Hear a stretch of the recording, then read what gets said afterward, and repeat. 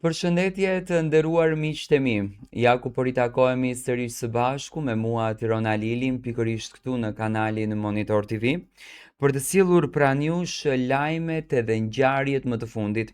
Dua pak të ndaloj tek Romeo Veshaj. Romeo Veshaj, një artist i nderuar i cili po bën një rikthim goxha të madh në median shqiptare.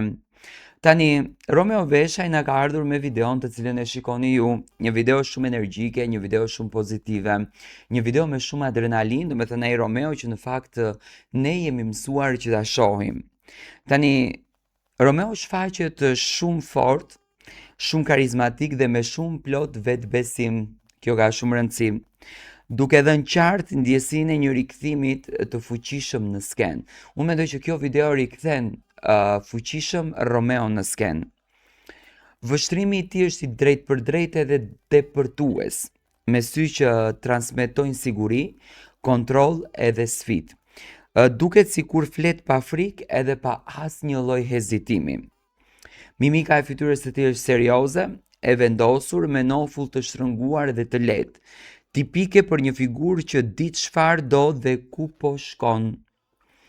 Mjekra dhe prerja e flokëve shumë të rregulluara i japi një pamje moderne, mashkullore dhe tepër elegante. Veshjen e keni parë, xhaketë lëkure, serioze dhe shumë klasike. Do të thënë, Romeo po na rikthehet fuqishëm.